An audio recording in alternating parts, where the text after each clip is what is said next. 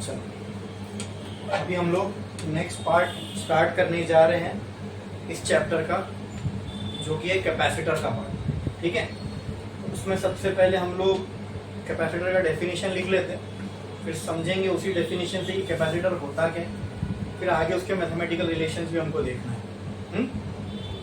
तो लिखो, स्टार डालो, लिखो कैपेसिटर। लिखे, it is a device which stores energy in the form of charge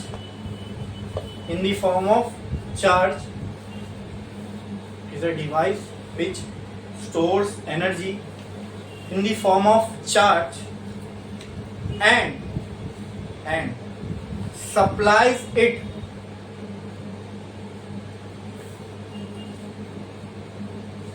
whenever it is required.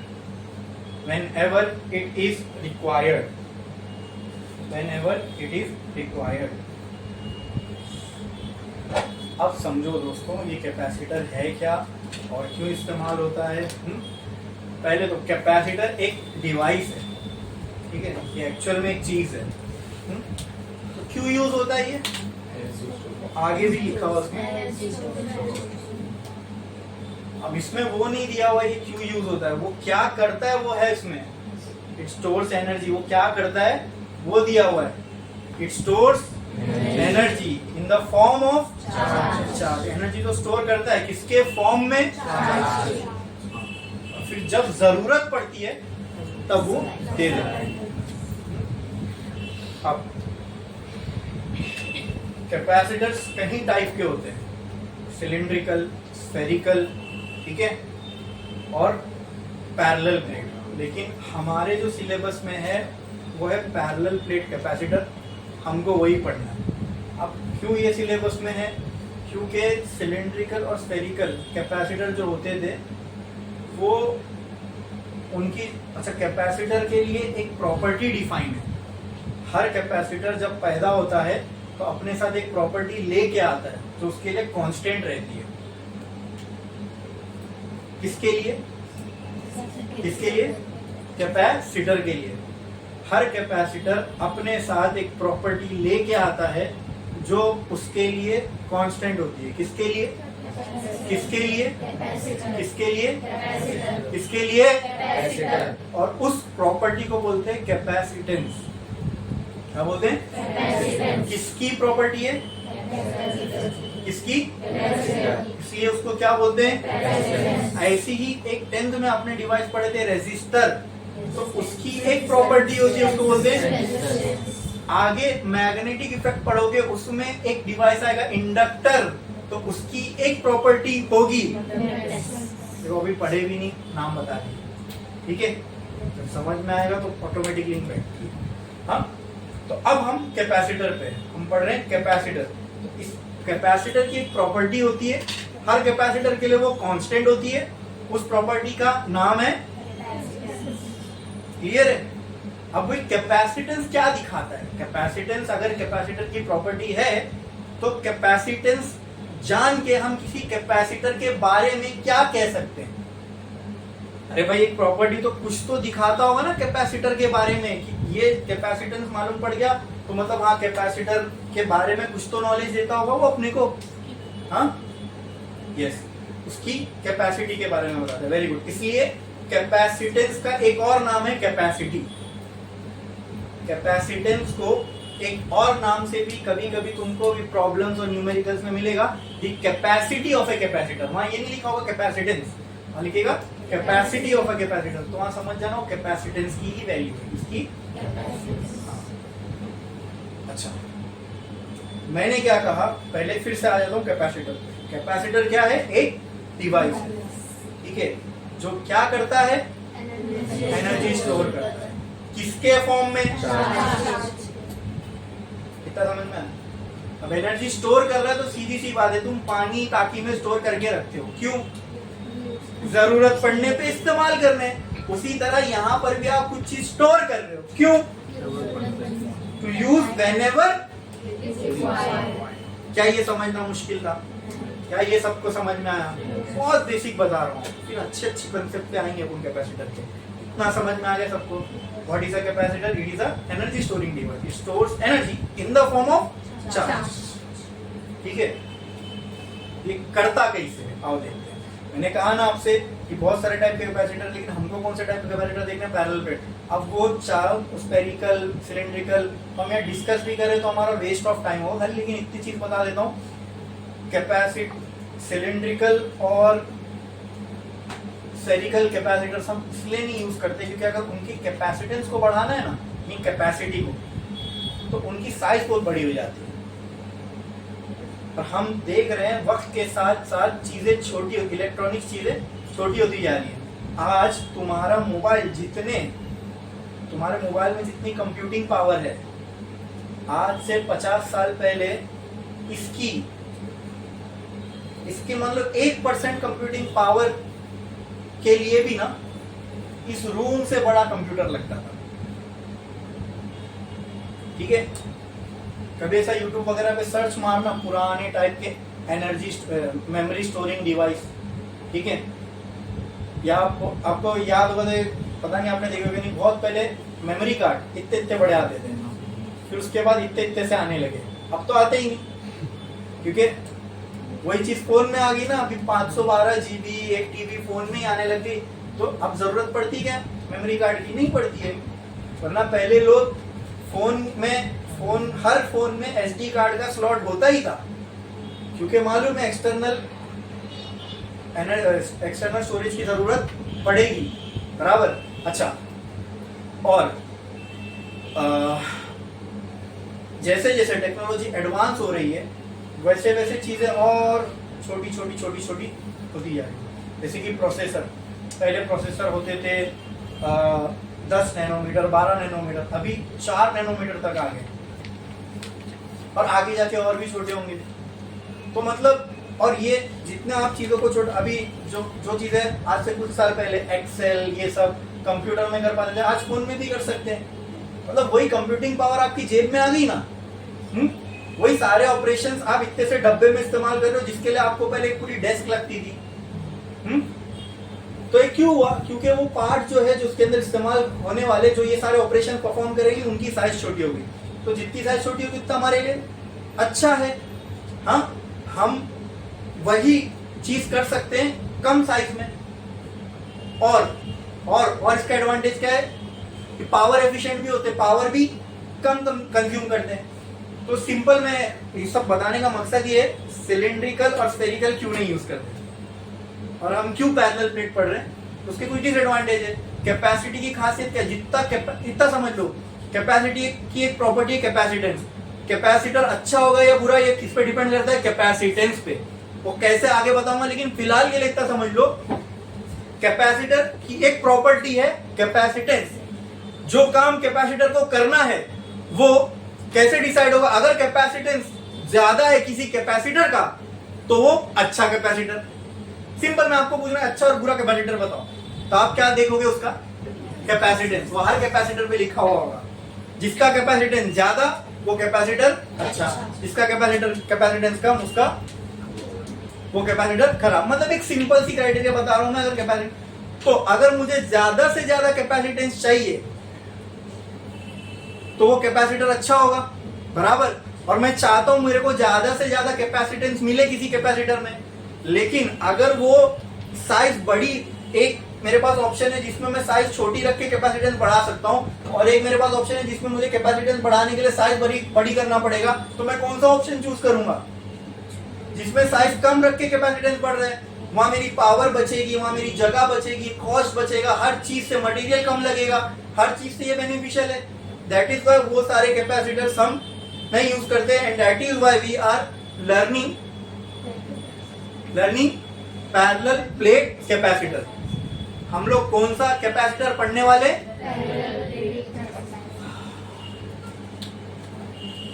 अब पैरेलल प्लेट कैपेसिटर दिखता कैसे है वो देख लो, ठीक है। नाम में इसका पैरेलल प्लेट, पैरेलल का मतलब क्या? स्ट्रेट। जब दो लाइन एक दूसरे से इंटरसेक्ट ना करे, एकदम आमने सामने, इसी को पैरेलल बोलते हैं। तो क्या पैरेलल होने के लिए कम से कम दो होना जरूरी है? हाँ, जैसे यहाँ पे दो लाइन है पैरेलल, उसी तरह अगर मैं पैरेलल प्लेट बोल रहा हूँ तो कम से कम कितनी प्लेट होना चाहिए? दो। तो पैरेलल प्लेट कैपेसिटर में दो प्लेट होती है जो एक दूसरे से पैरेलल है। ये समझना मुश्किल है? तो मैं यहाँ पे दो प्लेट बना रहा हूँ, ये तो भी एक प्लेट, ठीक है, उसके सामने, ठीक है, ये दूसरी प्लेट। बोलो क्लियर है? अब जैसे मान ये बताओ, ये हो गई एक plate,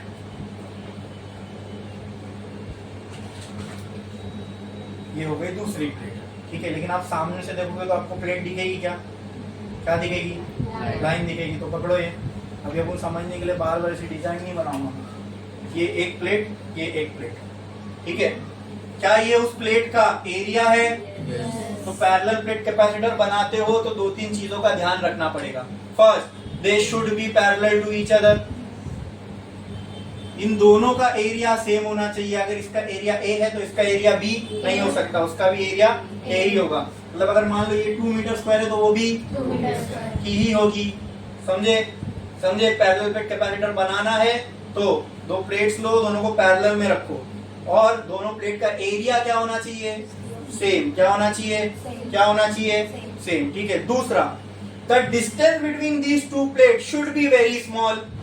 should be very small. अगर मान लो इन दोनों के बीच में डिस्टेंस डी है तो this D distance should be very small. और अगर आपको समझाने के लिए मैं बोलूं तो ये जो डी है ये एरिया से बहुत बहुत बहुत बहुत बहुत छोटा होना चाहिए।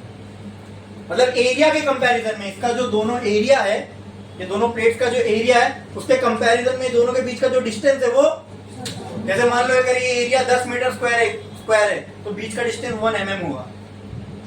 अभी 10 मीटर 1 mm में बहुत फर्क है, बहुत फर्क। 10 to the power of 4, 10,000 गुना कम। बहुत बहुत फर्क हो गया ये। समझे? क्यों ऐसा मालूम है आपको? कंसेप्ट याद है? अगर मैं एक मैं हाथ को ऐसा करके देखूं तो मेरा हाथ मेरे लिए इनफाइनाइट जैसा बड़ा नहीं हो जाएगा? हाँ, वो एग्जांपल मेरे लिए बोर्ड इनफाइनाइट है क्या? लेकिन अगर मूंगी को छोड़ दो बोर्ड पे तो उसके लिए तो बोर्ड इनफाइनाइट है। क्यों? अब जब इतना नजदीक से देखोगे तो आपके लिए भी इनफाइनाइट हो जाएगा। हाँ, तो जब ये दोनों प्लेट को अगर आप बहुत नजदीक रख दोगे तो क्या मैं ऐसा बोल सकता हूँ ये प्लेट की पॉइंट ऑफ व्यू से ये प्लेट इनफाइनाइट बड़ी है और इस प्लेट के पॉइंट ऑफ व्यू से ये प्लेट इनफाइनाइट बड़ी है? अच्छा, क्या ये दोनों भी चार्ज प्लेट है? हाँ। अच्छा, कैपेसिटर में मैं एक चीज बोलता हूँ, दो प्लेट होती है ना? हाँ, तो एक प्लेट में होगा पॉजिटिव चार्ज और दूसरे प्लेट में होगा नेगेटिव चार्ज। तो दोनों भी प्लेट कैसी है? चार्ज है। कैसी है? चार्ज। तो क्या ये प्लेट के पॉइंट ऑफ व्यू से ये प्लेट इनफाइनाइट है? क्या ये प्लेट के पॉइंट ऑफ व्यू से ये प्लेट इनफाइनाइट है? क्या हमने electric field due to infinitely charge plane sheet निकाले? याद करो, क्या हमने electric field due to infinitely charge plane sheet निकाले? सेकेंड लेक्चर था, उसके अंदर मैंने आपको बताया था, ठीक है, जब अपना पूरा खत्म हुआ था। हाँ, यही है electric field due to infinitely charge plane sheet. क्या ऐसी ही दो शीट यहाँ पे है? तो वहां पे जो फॉर्मूला यूज हुआ होगा यहाँ 2 बार यूज होगा। समझना मुश्किल है क्या इसको? अभी फिलहाल लॉजिकली ये बात समझ में आ रही है। हमने एक इनफाइनाइटली चार्ज प्लेट की वजह से क्या इलेक्ट्रिक फील्ड बनती है वो निकाल चुके। यहाँ 2 है तो एक की वजह से जो थी उसका ही डबल 2 की वजह से होगी, क्योंकि सब कुछ तो सेम है, एरिया वगैरह सब कुछ सेम है। इस पे समझ में आया? क्लियर है? पक्का? पक्का? इसमें किसी को कोई डाउट? क्लियर? अच्छा, अब कंडीशन समझ में आई पैरेलल प्लेट कैपेसिटर बनाने की।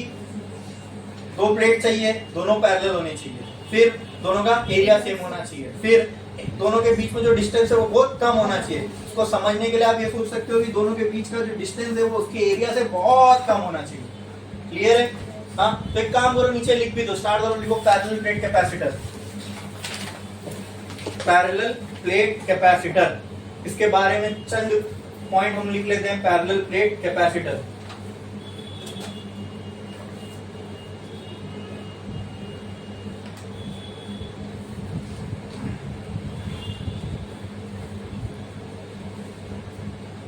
It is a capacitor made with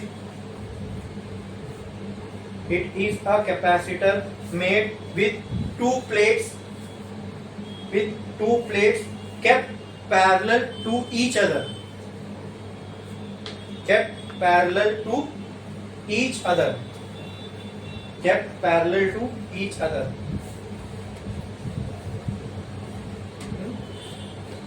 Next, the area of two plates must be same.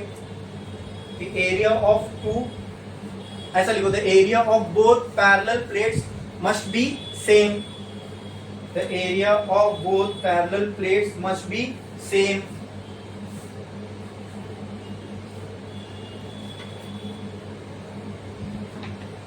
The distance between two parallel plates must be very small. The distance between two parallel plates must be very small compared to its area. उसके नीचे ये उसके बाजू में bracket डालो और ये लिख दो, compared to its area.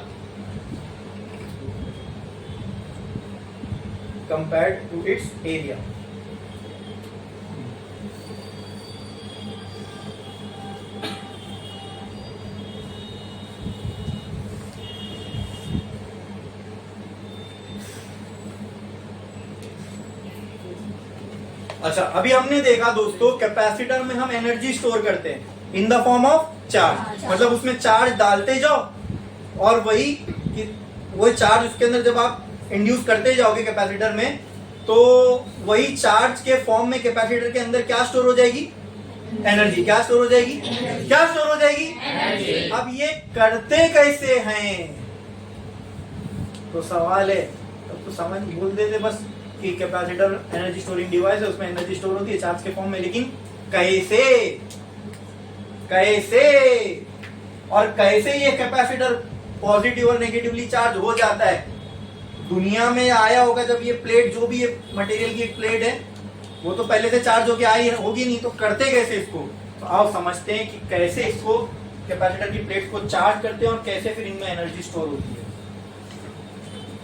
ठीक है, अब यहाँ पे मैं दो पैरेलल प्लेट कैपेसिटर बना रहा हूँ, ध्यान दो। ये एक हो गई प्लेट, ये एक हो गई प्लेट। ठीक है, कुछ नहीं है, मान लो ये एक कॉपर की प्लेट है, ये कॉपर की प्लेट है। ठीक है, दो कंडक्टिंग प्लेट मैंने ले लिया। अब ये ना ये चार्ज है ना ये चार्ज है, मैं कहीं पे पॉजिटिव नेगेटिव लिखा नहीं। मैंने क्या किया, ये दोनों प्लेट्स को यहाँ से मैंने एक वायर कनेक्ट किया, इस प्लेट से उसको कनेक्ट कर दिया बैटरी के पॉजिटिव टर्मिनल से। यहाँ से मैंने एक वायर निकाला, उसको मैंने कनेक्ट कर दिया प्लेट के नेगेटिव टर्मिनल से। किससे? Negative terminal. तो जो पॉजिटिव प्लेट है ना, जो पॉजिटिव से कनेक्टेड है, ये वाली साइड क्या हो जाएगी और ये वाली साइड क्या हो जाएगी? नेगेटिव से कनेक्टेड ये वाली साइड क्या हो जाएगी? ये समझना बहुत आसान था, पॉजिटिव से पॉजिटिव कनेक्ट। लेकिन ये होता क्यों है, इसका आप मुझे जवाब दो। ये सब बता देंगे आपको। ये प्लेट को पॉजिटिव से कनेक्ट कर दो तो ये हो गई पॉजिटिवली चार्ज, ये प्लेट को नेगेटिव से कनेक्ट कर दो तो ये हो गई नेगेटिवली चार्ज। मुझे इसका आंसर दो, व्हाई, क्यों ऐसा होता है? इसको नेगेटिव से कनेक्ट करने से नेगेटिवली चार्ज हो जाती है, क्यों ऐसा होता है?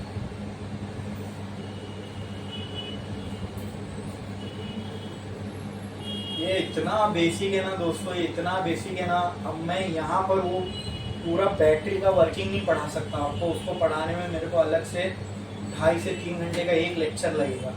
ठीक है, लेकिन यहाँ पे आप देख रहे हो, यहाँ पे क्या लगी हुई है? बैटरिया लगी हुई है, यहाँ पे बैटरी लगी है, बैटरी। ठीक है, यहाँ पे क्या लगी हुई है? एक बैटरी। बैटरी का काम क्या मालूम है? बैटरी ये वाली प्लेट से चार्ज को तोड़ेगा। पहले आप मुझे बताओ, यहाँ ये प्लेट अगर पॉजिटिवली चार्ज है, मतलब मैं बोल सकता हूँ इस पे प्रोटॉन आया होगा, क्योंकि एटम के अंदर पॉजिटिव चार्ज किसके पास होता है? तो यहाँ पे क्या आया होगा? लेकिन कहां से?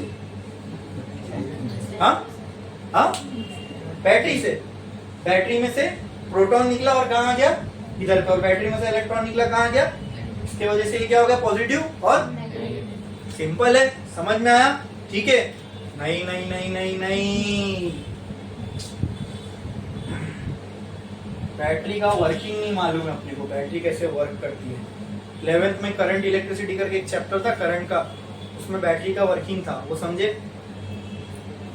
तो समझो, बहुत इंपॉर्टेंट है, क्योंकि मैं अभी यहाँ उसको नहीं एक्सप्लेन कर सकता पूरी कन्वेंशनल बैटरी कैसे काम करती। तो इतना अच्छे से आपको ये पूरा कंसेप्ट समझ में आता ना, लेकिन अब वो इतना बड़ा है कि मैं बोला ना उसके लिए मेरे को अलग से 2-2.5 घंटे का एक लेक्चर चाहिए। बट इतना पक्की बात बिठा लो, कोई चीज आपको पॉजिटिव चार्ज दिखे ना, इसका मतलब वहां प्रोटॉन नहीं आता। क्यों? क्योंकि प्रोटॉन कहाँ होता है एटम में? न्यूक्लियस के अंदर। प्रोटॉन शेल में नहीं घूमता, प्रोटॉन कहाँ होता है? ये इतनी बारीक बारीक छोटी छोटी चीजें ना कि टीचर्स इसको एड्रेस करना जरूरी ही नहीं समझते। बच्चे, मैं खुद नहीं समझता था कि कोई चीज पॉजिटिवली चार्ज है मतलब वहां पॉजिटिव चार्ज आया होगा, और एटम में पॉजिटिव चार्ज कौन सा है? प्रोटॉन, मतलब प्रोटॉन आया होगा उधर। अरे ऐसा नहीं होता। क्यों? उसका भी सेटिस्फैक्टरी रीजन समझ लो। प्रोटॉन कहाँ होता है एटम में? न्यूक्लियस में। शेल में होता है क्या? होता ही नहीं है। शेल में कौन होता है? तो शेल से, एक शेल से दूसरे शेल में मूव करने के लिए सिर्फ एक ही अंदर चीज अवेलेबल है, दैट इज इलेक्ट्रॉन। अब क्यों प्रोटॉन नहीं है? क्योंकि पहले तो ये समझ लो प्रोटॉन कहाँ पे होता है एटम में? न्यूक्लियस में। कहाँ पे? कहाँ पे? और साथ में सिर्फ प्रोटॉन नहीं होता, न्यूक्लियस के अंदर प्रोटॉन के साथ क्या होते? And proton and neutron are bound together by a very strong force in the universe called as nuclear force, strong nuclear force. अरे दोस्तों, वो फोर्स इतना स्ट्रॉन्ग होता है ना प्रोटॉन न्यूट्रॉन के बीच का, ठीक है, उसको तोड़ना बहुत मुश्किल है और उसके लिए ट्रिमेंडस अमाउंट ऑफ एनर्जी चाहिए। और अगर ये भी समझ लो, अगर तुम उसको तोड़ भी दिए ना,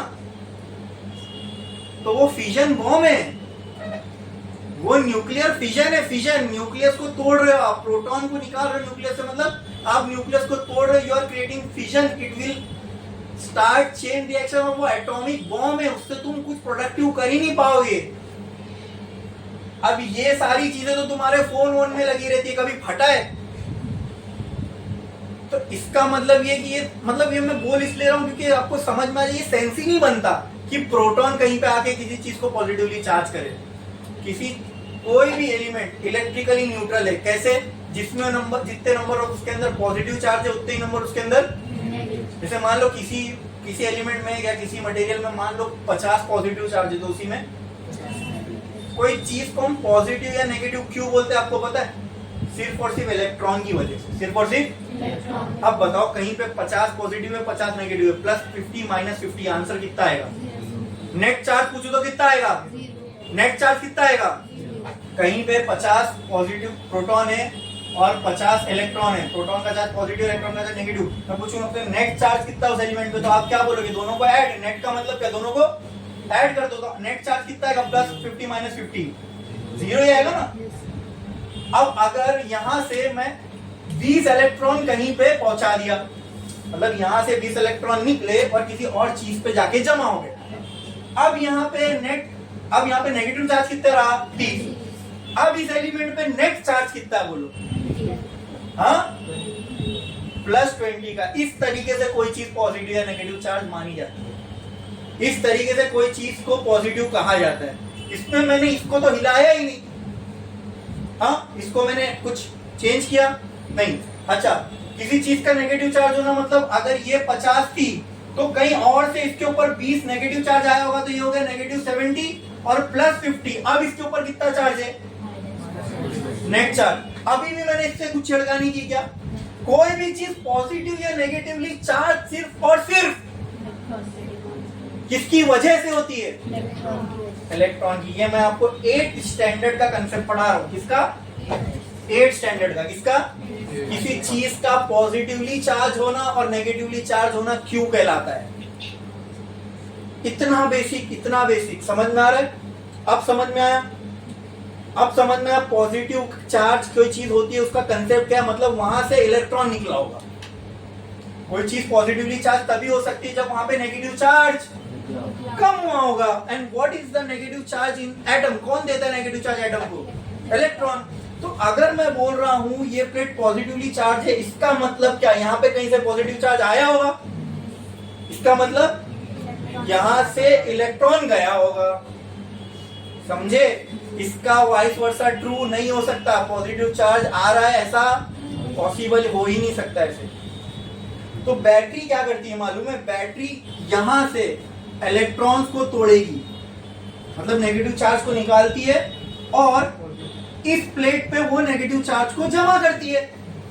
तो ऑटोमेटिक हो गई ना ये पॉजिटिव ये नेगेटिवली चार्ज। यहाँ नेगेटिव का चार्ज कम होता जाएगा तो ऑटोमेटिकली ये क्या होता जाएगा, और यहाँ नेगेटिव का चार्ज बढ़ता जाएगा तो ऑटोमेटिकली ये क्या होता जाएगा। अभी तो एग्जांपल दे, वहां पॉजिटिव की वजह हमने कोई छेड़खानी किए ही नहीं, इलेक्ट्रॉन ये प्लेट से टूटे, ये प्लेट पे जाके जमा हुए। अगर यहाँ पे से 20 इलेक्ट्रॉन टूट के यहाँ 20 इलेक्ट्रॉन गए तो ये नेगेटिव, ये +20, ये -20 हो गया। अरे समझ में आया? इस तरीके से किसी भी प्लेट को चार्ज माना जाता है, समझ में आया? हाँ। और अगर मैं आपसे पूछूं मुझे कैपेसिटर का चार्ज बताओ कितना है, तो आप कैसे बताओगे? क्योंकि यहाँ 2 प्लेट है, दोनों ही चार्ज है, तो कैपेसिटर का चार्ज पूछो तो क्या बताओगे? तो ये याद रखना, कैपेसिटर का चार्ज हम हमेशा वही मानते हैं जो पॉजिटिव प्लेट पे हो,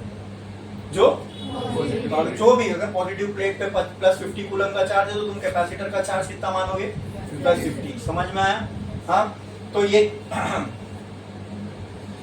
अब मैं आपको वो कंसेप्ट समझा रहा हूं कि कैपेसिटर किसी एनर्जी को स्टोर कैसे करता है।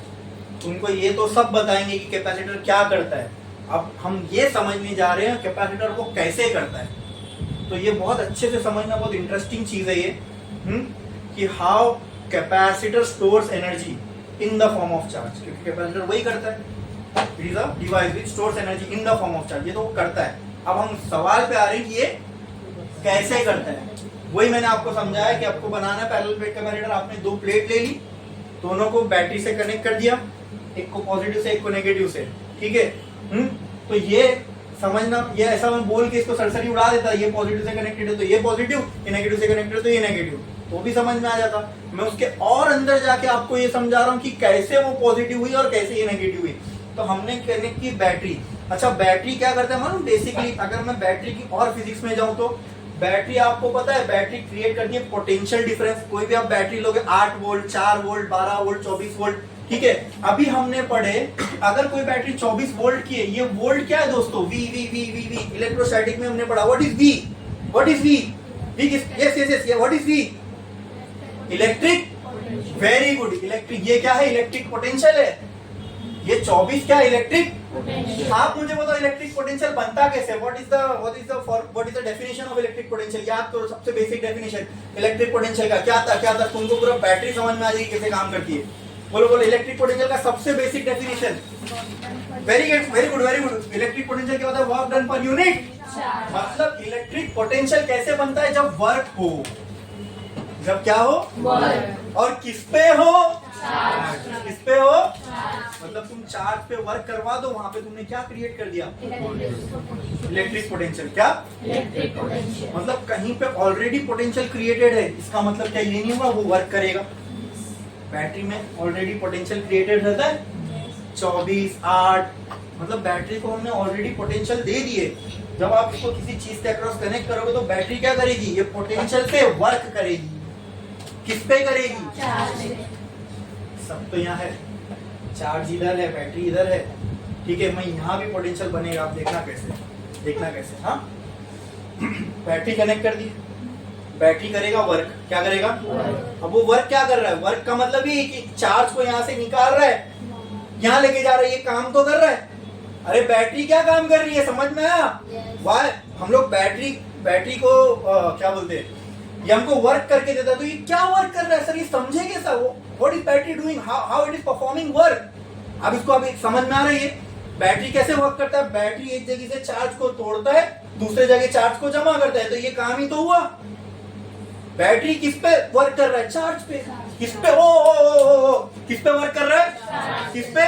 किस पे? किस पे? और जब आप चार्ज पे वर्क करो, इस वर्क का फॉर्म ऑफ एनर्जी, इस वर्क का फॉर्म ऑफ एनर्जी। अब देखो कैसे सारे डॉट्स कनेक्ट हो रहे हैं, देखना। इस वर्क का फॉर्म ऑफ एनर्जी, और ये वर्क किस पे हो रहा है? किस पे हो रहा है? किस पे हो रहा है? किस पे हो रहा है? तो आप एक चार्ज पे वर्क कर रहे हो और जब ये चार्ज जाके रुकेगा तो ये सारा का सारा वर्क उस चार्ज की, यस, किस में कन्वर्ट हो जाएगा? तो अब चार्ज के अंदर क्या स्टोर है, और वो चार्ज सब कहां जमा है, कैपेसिटर प्लेट पे ना, ये प्लेट पे जमा, ये प्लेट किसकी है, तो क्या कैपेसिटर पे चार्ज जमा नहीं हुआ, कैपेसिटर में एनर्जी जमा नहीं हुई। आप समझना है कैसे कैपेसिटर एनर्जी स्टोर करता है। हाँ, समझा कि नहीं समझा, फिर से मुझे कैपेसिटर में क्या स्टोर करनी है, क्या स्टोर करनी है, तो मैंने कहा ना एनर्जी स्टोरिंग ये सब बता देंगे। अब हम लोग किस पे आए, कैसे करता है कैपेसिटर, उस पे। तो ये सारी चीजें कोई टेक्स्ट बुक में नहीं दी हुई है कि ऐसे ऐसे होता है, ये बैटरी कनेक्ट करो। तो मैंने क्या किया, आपको समझाना था मुझे कि कैसे स्टोर करता है एनर्जी। तो मैंने क्या किया, 2 प्लेट ले ली सूखी एकदम, कुछ भी नहीं उसके ऊपर, ना चार्ज है ना कुछ भी नहीं है। हाँ, एकदम स्क्रैच से शुरू कर रहे हैं हम लोग। 2 प्लेट लिया एकदम ताजी दुकान से अभी खरीद के लाया, 2 कंडक्टिंग प्लेट, दोनों कॉपर की, ये रख दिया हमने सामने। अब इसको बनाना है कैपेसिटर अपने, तो क्या करेंगे, बैटरी से कनेक्ट कर दो। बैटरी करेगी वर्क किस पे, चार्ज। तो ये जो साइड बैटरी का पॉजिटिव है वहां से बैटरी क्या करेगी, चार्ज निकालेगी। कौन सा, पॉजिटिव मत बोलो, गुनाह मिलेगी। क्यों, बम बना दोगे ना फिर। ये कौन सी, ये प्लेट से आपने चार्ज तोड़ा, और बैटरी क्या करेगी, ये चार्ज यहाँ से तोड़ के वर्क करेगी किस पे, चार्ज पे। वो कैसे, चार्ज को यहाँ से तोड़ेगा, उठा के यहाँ जमा करेगा, यहाँ से तोड़ेगा, यहाँ से जमा करेगा, यहाँ से, समझे। बैटरी क्या कर रही है, चार्ज पे क्या कर रही है, चार्ज पे वर्क हो रहा है। ओके, इस वर्क का फॉर्म ऑफ, किस पे हो रहा है,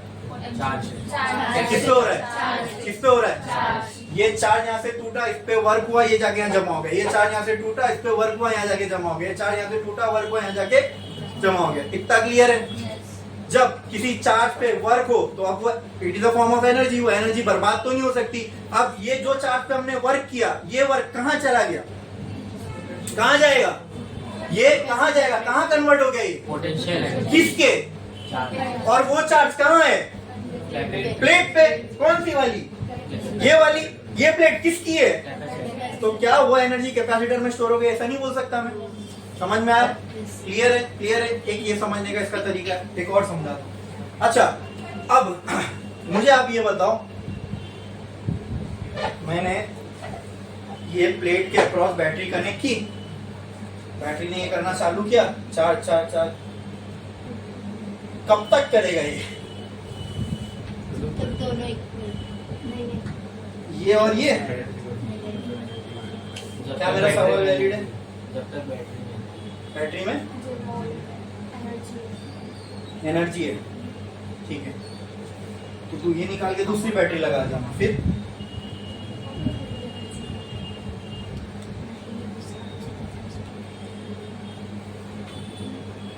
ये इलेक्ट्रॉन यहाँ से निकल के जा रहे। मैं आपसे ये पूछ रहा हूँ, ऐसा कब तक होता रहेगा, बैटरी छोड़ दो तो इनफाइनाइट टाइम तक होता रहेगा।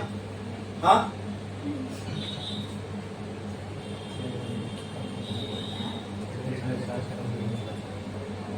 ये सवाल आया किसी के दिमाग में।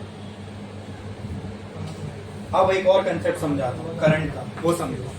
जब 2 जगह ना पोटेंशियल सेम हो जाए, अब मुझे आप बताओ, एक डिफरेंट एग्जांपल से इसको समझाता हूँ। यहाँ एक टाकी है, यहाँ एक टाकी है, ठीक है। ये एक टैंक है, ये एक टैंक है।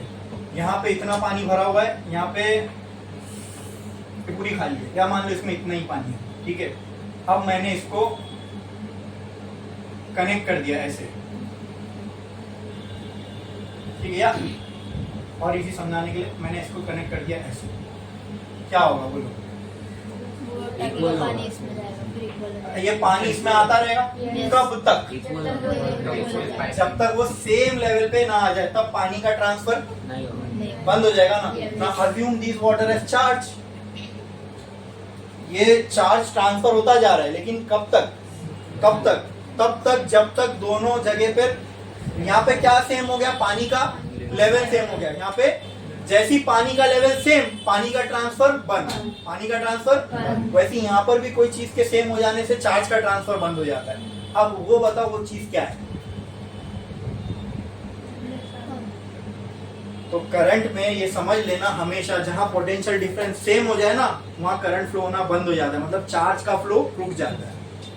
जहां पे पोटेंशियल सेम हो जाए। क्या हो जाए? जब पोटेंशियल सेम होता है तो फिर करंट का फ्लो या चार्ज का फ्लो नहीं होगा। जैसे यहाँ पे हाइट पानी का लेवल सेम हो गया तो पानी का फ्लो, वैसे यहाँ पे जब पोटेंशियल सेम हो गया तो अब बोलोगे सर यहाँ पोटेंशियल कैसे आएगा? बैटरी, मैं आपसे ये पूछ रहा हूँ, बैटरी ये चार्ज का ट्रांसफर करना कब बंद करेगी? वहां पानी का ट्रांसफर होना कब बंद होगा? जब लेवल सेम हो जाए। वैसे यहाँ पे चार्ज का ट्रांसफर कब बंद होगा? जब यहाँ पे पोटेंशियल सेम हो जाए। क्या सेम हो जाए? जब बैटरी का खुद का एक पोटेंशियल होगा। हाँ, अब बोलोगे सर यहाँ पोटेंशियल कैसे आएगा? ये थोड़ी ना बैटरी है, ये थोड़ी ना। अच्छा मुझे आप ये बताओ, क्या ये प्लेट पॉजिटिवली चार्ज है? क्या ये प्लेट नेगेटिवली चार्ज है? क्या यहाँ इलेक्ट्रिक फील्ड बनेगी? कहां से कहां?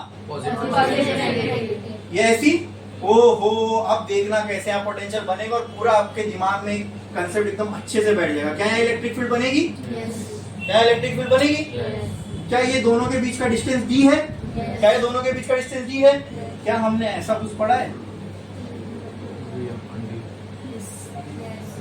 हाँ, means these two are related. Electric field और पोटेंशियल एक दूसरे से रिलेटेड है। अरे भाई, इलेक्ट्रिक फील्ड बढ़ेगी तो पोटेंशियल भी, ये तो कांस्टेंट है। ये चीज तो हम चेंज ही नहीं कर रहे, ये कांस्टेंट है। जब चार्ज यहां से यहां जाता रहेगा तो इसके ऊपर क्या बढ़ता रहेगा? Positive charge. इसके ऊपर क्या बढ़ता रहेगा? मतलब ये जो इलेक्ट्रिक फील्ड है क्या ये भी बढ़ती रहेगी? क्या ये कांस्टेंट है? क्या ये कांस्टेंट है? नहीं, क्योंकि यहाँ भी पॉजिटिव चार्ज बढ़ रहा है, वहां भी नेगेटिव चार्ज। जितना पॉजिटिव चार्ज बढ़ेगा, जितना नेगेटिव चार्ज बढ़ेगा, उतनी क्या बढ़ती रहेगी? क्या इलेक्ट्रिक फील्ड बढ़ेगी? क्या इलेक्ट्रिक फील्ड बढ़ेगी? क्या उसके वजह से यहाँ पे पोटेंशियल भी बढ़ेगा? खुद ब खुद डेवलप हो जाएगा। भाई, electric field and potential are related. अगर इलेक्ट्रिक फील्ड कहीं मौजूद है तो वहां पे पोटेंशियल डिफरेंस होगा ही होगा। और इस केस में हमने देखा कि चार्ज ट्रांसफर हो रहा है तो एक प्लेट पे पॉजिटिव वाला चार्ज बढ़ता जा रहा है, दूसरे पे नेगेटिव वाला चार्ज बढ़ता जा रहा है। इसका मतलब क्या? इलेक्ट्रिक फील्ड भी बढ़ती जाएगी। पहले जीरो रही होगी। अरे सुक्की प्लेट लाया था तब क्या थी इलेक्ट्रिक फील्ड? यहाँ कुछ भी नहीं थी, नथिंग, जीरो। जैसे बैटरी कनेक्ट क्या धीरे धीरे बढ़ने लगी तो क्या इलेक्ट्रिक फील्ड बढ़ने से वी भी बढ़ता रहेगा? क्या एक टाइम ऐसा नहीं आएगा दोस्तों जैसे वहां हुआ था जब यहाँ वाटर का लेवल सेम हो गया, उसी तरह यहाँ पर भी ऐसा टाइम नहीं आएगा कि यहाँ बीच का पोटेंशियल डिफरेंस और इसके बीच का पोटेंशियल डिफरेंस दोनों सेम हो जाएगी। समझे? ये बहुत बारीक और बहुत डीप कॉन्सेप्ट्स है, बहुत, कैपेसिटर के, कि कैसे कैपेसिटर काम करता है, कैसे उसकी चार्जिंग होती है। चार्जिंग ऑफ कैपेसिटर बता रहा हूं मैं आपको।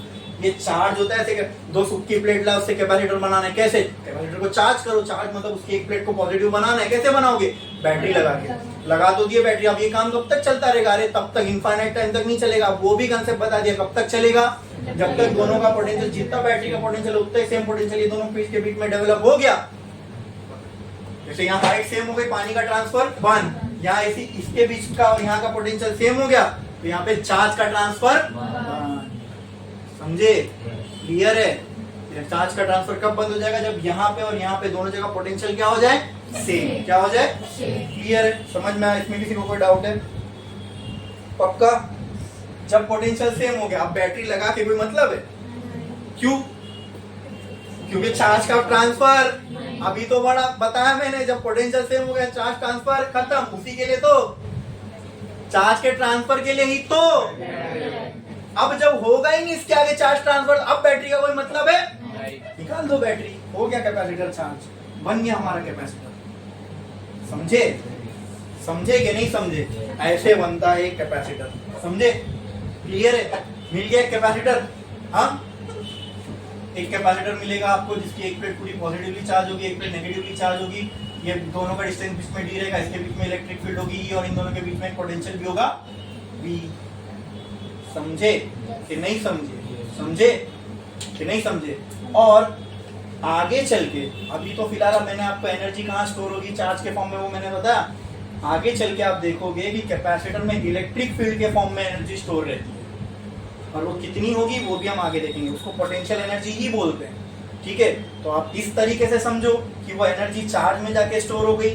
ठीक है? चार्ज में भी स्टोर हुई तो है, चार्ज कहाँ पे? कैपेसिटर प्लेट्स पे ही तो है, मतलब इनडायरेक्टली कैपेसिटर में ही एनर्जी स्टोर हुई। समझ में आया? क्लियर है? बोले इसमें किसी को कोई डाउट है? ये समझ में आया? ठीक है? ठीक है, ठीक है, ठीक है। अच्छा, अब मुझे आप बताओ ये कैपेसिटर है, ठीक है, इसकी चार्ज स्टोर करने की कैपेसिटी होगी, जितनी ज्यादा कैपेसिटी उतना अच्छा, जितनी ज्यादा कैपेसिटी उतना अच्छा।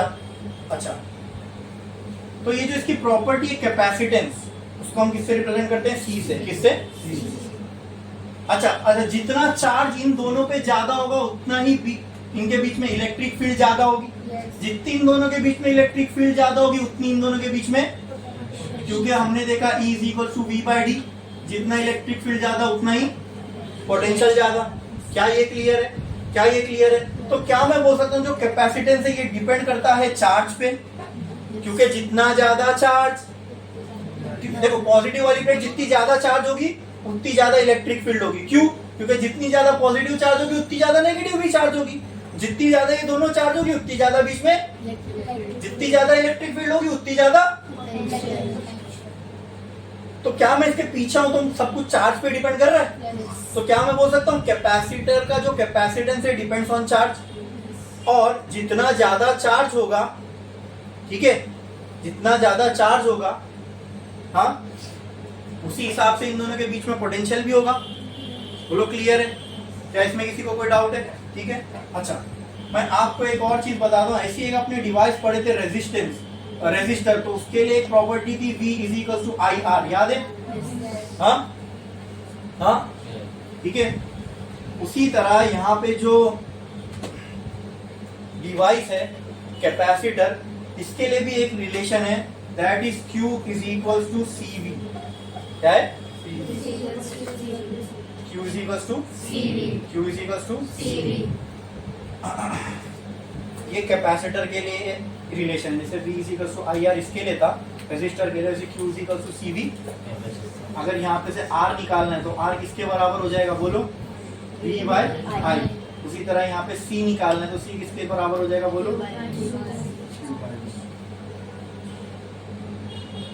समझा? इसका कोई डेरिवेशन नहीं करना है अपने को, इसका कोई डेरिवेशन नहीं करना है अपने को, ठीक है।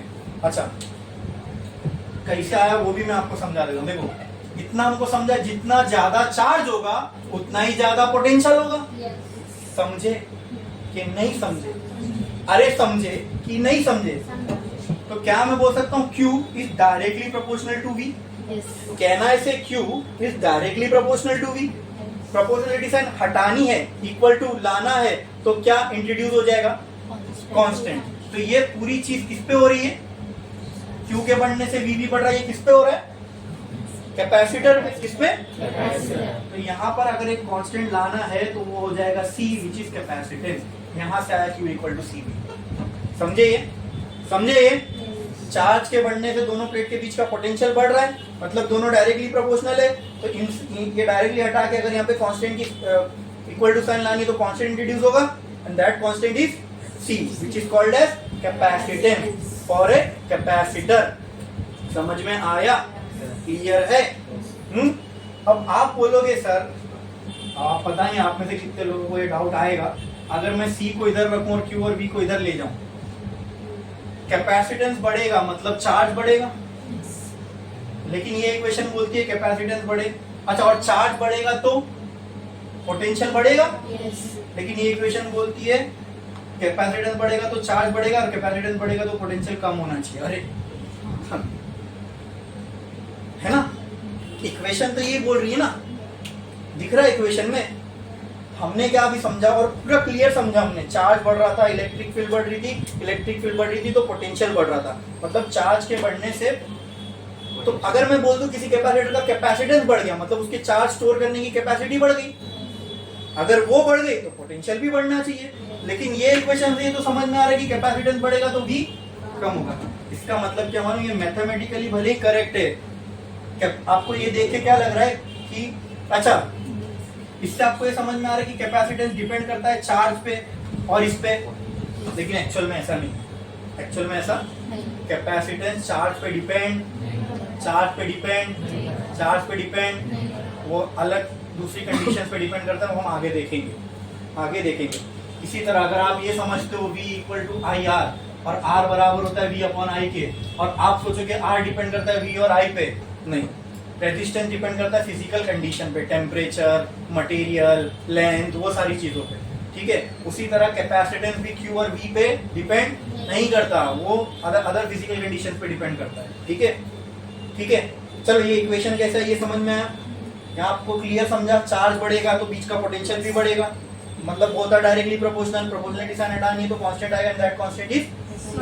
तो ये कैपेसिटेंस क्या बताता है? Capacity of what? To store charge. Capacitor करता क्या है? चार्ज स्टोर करता है। तो कैपेसिटेंस क्या बताएगा? इसकी चार्ज की स्टोर करने की कैपेसिटी। जितनी ज्यादा होगी उतना ज्यादा कैपेसिटेंस, जितना ज्यादा कैपेसिटेंस उतना अच्छा कैपेसिटर। अब समझ में सब कैसे रिलेटेड है? हाँ बोलो, इसमें किसी को कोई डाउट है? अभी तक जो भी कुछ मैंने बताया, क्या इसमें किसी को कुछ भी डाउट है? Q is equal to CV, ये इक्वेशन कैसे है ये समझ में आया?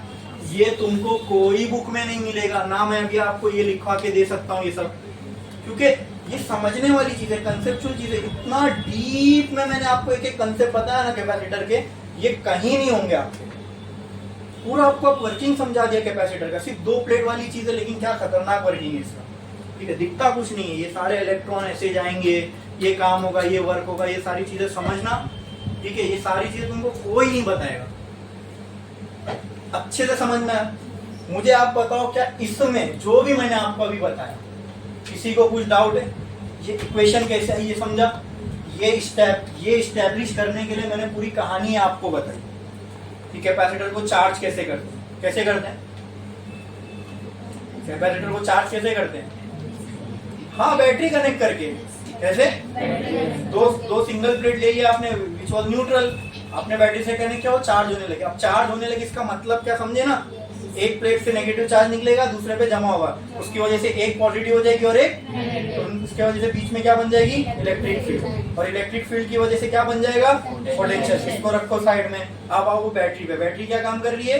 चार्ज निकाल रही है, मतलब चार्ज पे वर्क कर रही है बैटरी। अब चार्ज पे जब वर्क हो रहा है, मतलब work is the form of energy, वो जब चार्ज जाके यहाँ जमा होगा, that work will get converted in the form of potential energy of charge. और वो चार्ज कहाँ पे है? कैपेसिटर की प्लेट पे, मतलब कैपेसिटर पे पोटेंशियल एनर्जी के फॉर्म में एनर्जी स्टोर। समझे? और इसी को बोलते हैं चार्जिंग ऑफ कैपेसिटर। जब ये होगा तो ऑटोमेटिकली एक प्लेट पॉजिटिवली चार्ज हो जाएगी, और उसी पॉजिटिवली चार्ज को हम कैपेसिटर का चार्ज मानेंगे। हाँ, अच्छा, ये कब तक चलेगा वो भी मैंने आपको बताया, जब तक दो जगह सेम ना हो जाए। क्या सेम ना हो जाए? पोटेंशियल। जहाँ पोटेंशियल सेम, चार्ज ट्रांसफर बंद हो जाता है। ये रूल है, ये नेचर फॉलो करता है। मैं बोल रहा हूँ इसलिए ऐसा नहीं होगा, ऐसा होता है इसलिए मैं ऐसा बोल रहा हूँ। समझ में आया?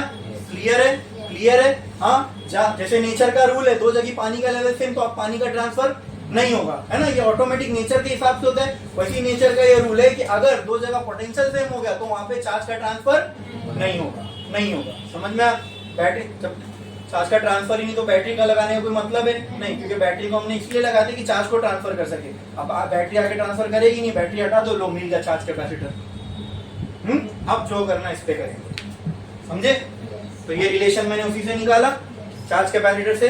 चार्ज डिपेंड करता है, चार्ज बढ़ेगा ये भी बढ़ेगा, दोनों डायरेक्टली प्रोपोर्शनल है। प्रोपोर्शनलिटी कांस्टेंट आ गया, दैट कांस्टेंट इज कैपेसिटेंस। तो एक लाइन छोड़ो, स्टार डालो, लिखो कैपेसिटेंस, और उसका सिंबल लिखना कैपिटल C। ये सिंबल है कैपेसिटेंस का, ठीक है? ठीक है, लिखो लिखो लिखो लिखो जल्दी इसका डेफिनेशन। अच्छा, फिर से, अच्छा पहले लिख लो कैपेसिटेंस, लिखो। इट इज द एबिलिटी और द कैपेसिटी, दोनों लिखो। इट इज द एबिलिटी और the capacity of a capacitor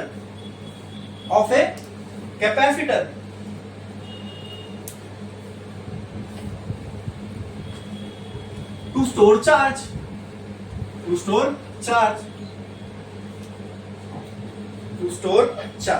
ठीक है? एक लाइन छोड़ो, नीचे लिखो, more is the capacitance, better is the capacitor. बराबर है? बराबर है ये बात? More is the capacitance, better is the capacitor. जितनी ज्यादा कैपेसिटेंस उतना अच्छा कैपेसिटर।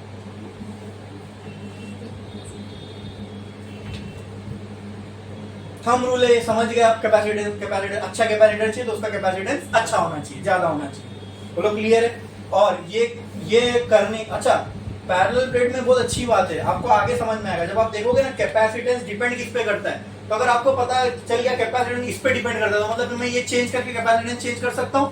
तो आपको आगे समझ में आएगा क्यों पैरेलल प्लेट में बहुत आसान है कैपेसिटेंस चेंज करना, क्योंकि जिन चीजों पे डिपेंड करता है उनको हम बहुत इजीली चेंज कर सकते हैं। आगे देखेंगे कैसे। ठीक है, ठीक है, लिखो और एक नीचे लाइन डाल के लिखो, for a parallel plate capacitor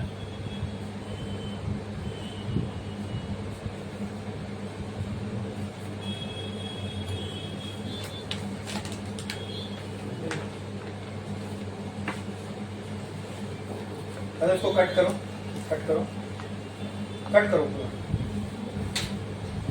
in order to charge a parallel plate capacitor, in order to charge a parallel plate capacitor, we connect it to a battery. We connect it to a battery.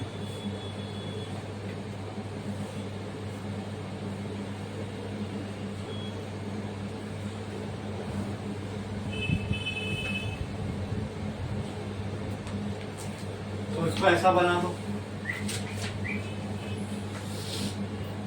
पढ़ते time याद रहेगा।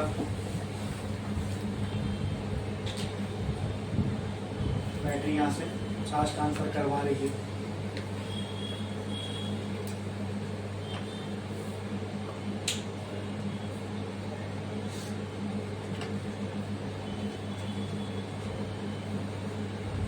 अच्छा, यहाँ से यहाँ पे जाते हुए क्या डेवलप हो जाएगी बोलो, इलेक्ट्रिक फील्ड। और इसके बाजू में ऊपर एरो बना दो, मतलब ये बढ़ती जा रही है। और इन दोनों के बीच में एक और चीज डेवलप होगी, वो क्या, पोटेंशियल, वो भी बढ़ता रहेगा। वो भी कर दो।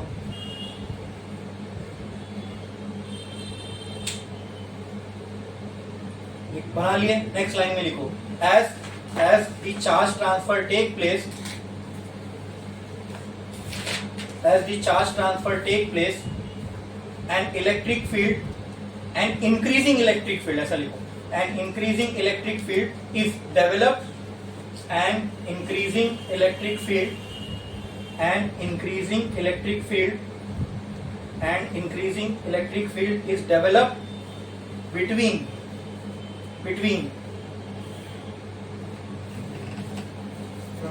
the parallel plates of capacitor.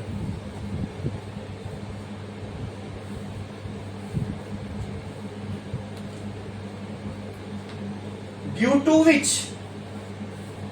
which an increasing potential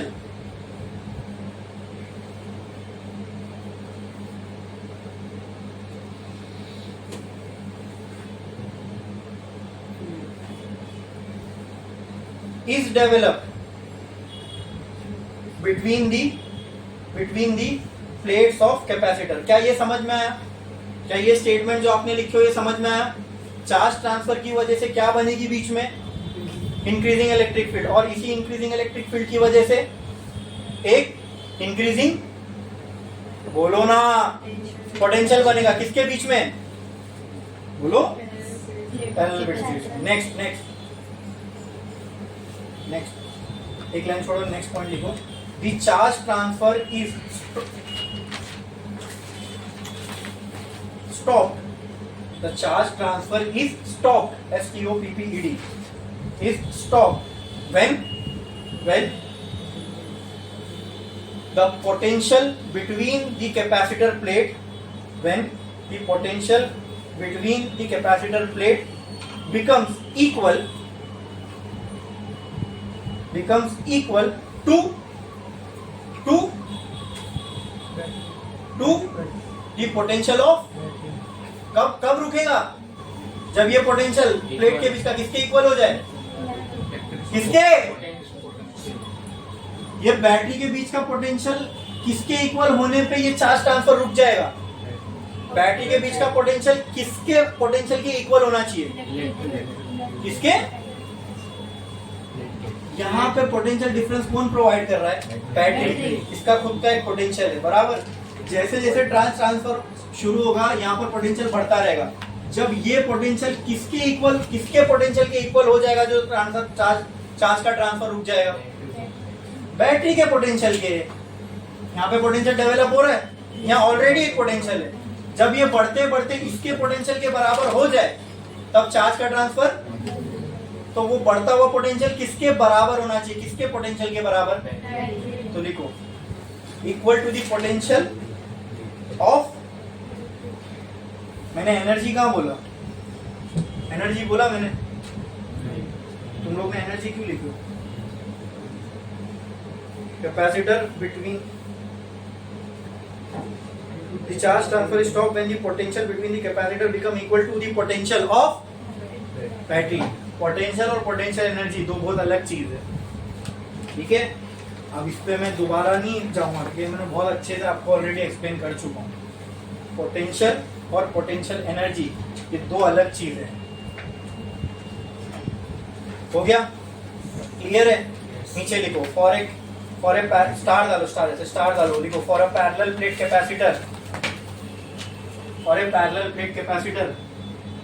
ऐसा बनाओ एक पैरेलल प्लेट कैपेसिटर, ये ऐसा प्लस माइनस इसके बीच का डिस्टेंस d, ठीक है?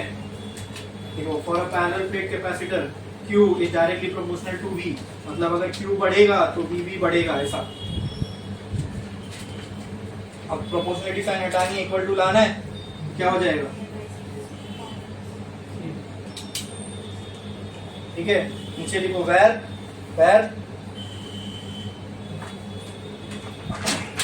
Q is equal to charge on positive plate of capacitor, charge on positive है ना भाई? ये Q क्या है? चार्ज। अगर मैं पूछूं कैपेसिटर का चार्ज क्या है तो तुम कहां देख के बताओगे? Positive plate of capacitor. तो लिखो Q equal to charge on positive plate of capacitor, ठीक है? ठीक है? Q equal to positive plate, इसके जस्ट नीचे लिखो V equal to potential difference between parallel plates of capacitor, potential difference between parallel plates of capacitor। इसके नीचे लिखो C, capital C is equal to capacitance of a capacitor, ये notes किसी को नहीं देना। इतना डीप में जो ये कंसेप्ट बता रहा हूं ना, ठीक है, ये सिर्फ वही डिजर्व करता है जो यहाँ बैठा है, ठीक है? लेक्चर भले ही कहीं तक पहुंचा दो चलेगा, हाँ। क्यों? और जिसको ये नोट्स चाहिए तो या तो वो इधर आके बैठे या तो लेक्चर सुन के बना ले। यही होगा ना भाई, जब मैं तुमको अभी खड़े रह के ये सब बोल रहा हूँ तो लिख रहे हो, वैसे लेक्चर में जब आप देखोगे तो लिख सकते हो। तो इसलिए कह रहा हूँ ये notes it is exclusively for those who will hear me, कि जब मेरे को सुनोगे तभी ये चीजें समझ में आएगी, ठीक है? तो या तो उसके लिए यहाँ मौजूद रहो या तो फिर वो वीडियो से देख के पूरा निकालो। ये नोट्स किसी के पास नहीं जानी चाहिए सिवाय जितने लोग यहाँ बैठे हैं उसके, ठीक है? ठीक है?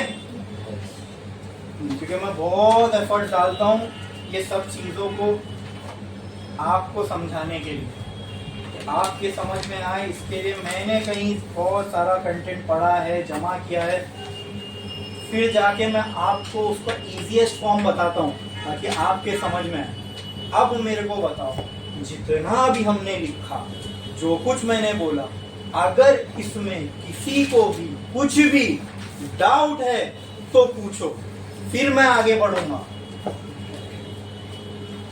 कुछ भी डाउट हो तो पूछो और क्लियर करो, और अगर क्लियर है फिर हम आगे बढ़ते हैं।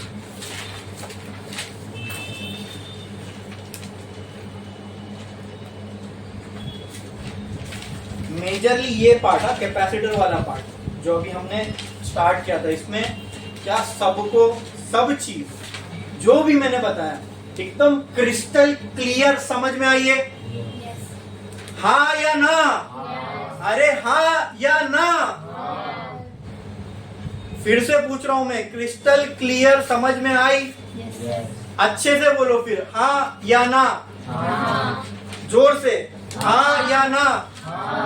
जोर से, हाँ या ना? जोर से, हाँ या ना? हाँ, वेरी गुड। तो बढ़े आगे। ये समझा कि एकदम क्लियर, अच्छे से समझा?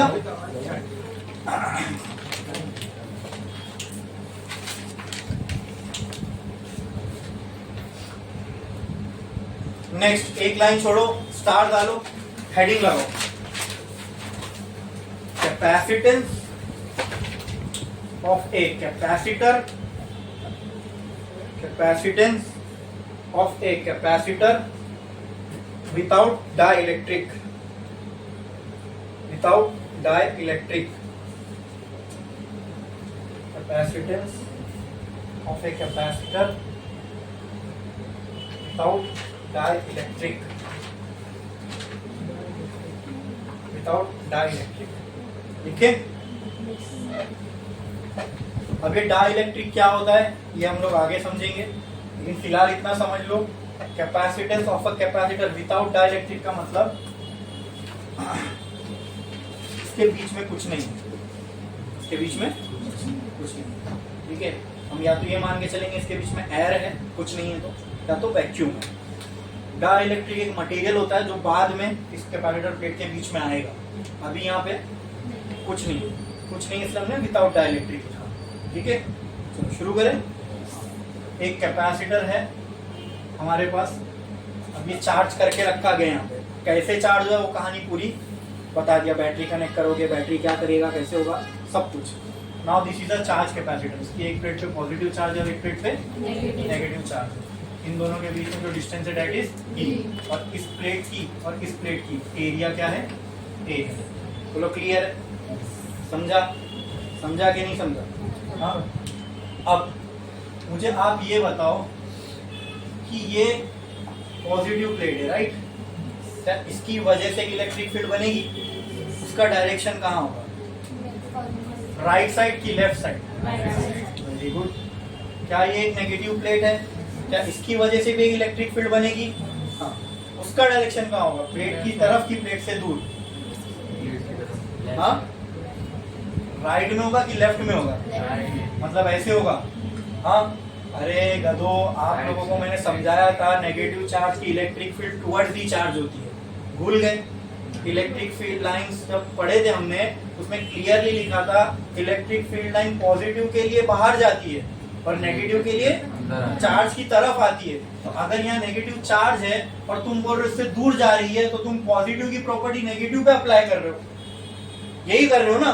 पॉजिटिव नेगेटिव से तो तुम दूर भगा रहे हो और पॉजिटिव की तरफ ले जा रहे हो। कंफ्यूज नहीं होने का, पॉजिटिव से दूर जाएगी, नेगेटिव के तरफ जाएगी, तो उसके लिए भी ऐसी ही होगी। अरे हाँ ना? तो ये है प्लेट नंबर 1, लेट से ये है प्लेट नंबर 2। प्लेट नंबर 1 की वजह से जो इलेक्ट्रिक फील्ड है वो इस डायरेक्शन में, लेट इट बी E1। हाँ, प्लेट नंबर 2 की वजह से जो इलेक्ट्रिक फील्ड है उसका डायरेक्शन क्या है? वो भी यही है, लेट इट बी E2। अब मुझे बताओ, यहाँ दो प्लेट है तो दोनों की वजह से इलेक्ट्रिक फील्ड बनेगी? अब मैं आपसे पूछता हूँ, what will be the net electric field? Net मतलब टोटल, तो क्या करोगे? वेक्टर क्वांटिटी है E1 प्लस E2, दोनों का डायरेक्शन सेम है तो कोई नेगेटिव होगा ही नहीं, बराबर। E1 क्या है? Electric field due to this plate. E2 क्या है? Electric field due to this plate. अच्छा, E2 को भूल जाओ, पहले E1 की बात करते हैं। हाँ, E1 की। What is E1? कहना से E1 is an infinitely charge plane sheet. क्या E1 अपने आप में एक इनफाइनाइटली चार्ज प्लेन शीट है? क्या हमने इनफाइनाइटली चार्ज प्लेन शीट की वजह से इलेक्ट्रिक फील्ड बनती है वो निकाल चुके? Tell me what is the formula? ये क्या, ये electric field due to charge sheet है ना? तो मुझे बताओ electric field due to charge sheet का फॉर्मूला क्या है?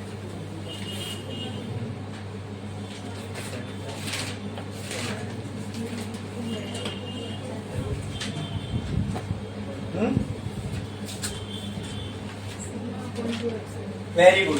क्या है? Sigma by 2 epsilon naught. Clear है? ये थी एक शीट की वजह से।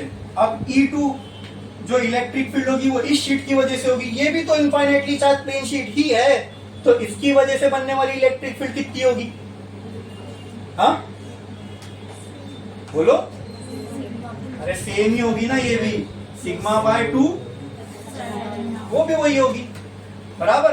अब ये दोनों वैल्यू को उठा के रख दो, तो कहना है इसे ई नेट, मतलब अब ये मैं टोटल, जब मैं ई नेट निकालूंगा तो क्या ये पूरे कैपेसिटर के लिए इलेक्ट्रिक फील्ड बन जाएगी, क्योंकि कैपेसिटर तो दोनों प्लेट मिला के ही बन रहा है ना, यहाँ हम दोनों प्लेट की इलेक्ट्रिक फील्ड ही तो मिला रहे हैं। क्या ये समझ में आया? क्या ये क्लियर है? क्या इसमें हम आगे बढ़े?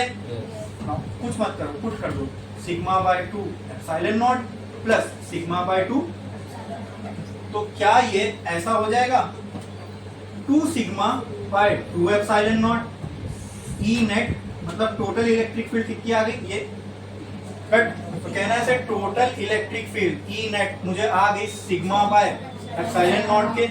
बोलो क्लियर है? क्या हमने सिग्मा के बारे में कुछ पढ़ा था? What is sigma? याद करो, याद करो, व्हाट इज सिग्मा? क्या बोलते सिग्मा को, भूल गए? What is sigma? हाँ, very good, very good. Areal charge density which is represented by sigma, क्या होता है? वेरी गुड, क्यू बाय, तो क्या यहाँ सिग्मा की जगह मैं क्यू बाय ए लिख सकता हूँ, epsilon not as it is. लो, नेट इलेक्ट्रिक फील्ड आ गई। क्या ये मुश्किल था? कैपेसिटर की फील्ड निकाल ली हमने। ये कैपेसिटर प्लेट के बीच में जो ई नेट होगा, टोटल इलेक्ट्रिक फील्ड होगी, वो कितनी होगी? Q by A epsilon naught, इतनी होगी। मैं इंडिविजुअल प्लेट की वजह से बोल रहा हूं क्या? नहीं, इंडिविजुअल प्लेट की वजह से इतनी होगी, ये एक प्लेट की वजह से, दूसरी प्लेट की वजह से। अब दोनों को मिला दिया तो पूरे कैपेसिटर पे कितनी इलेक्ट्रिक फील्ड होगी? ये पूरे कैपेसिटर के बीच में कितनी इलेक्ट्रिक फील्ड होगी? ई नेट इतनी, समझे? E1 कितनी थी? सिग्मा बाय E2 कितनी थी?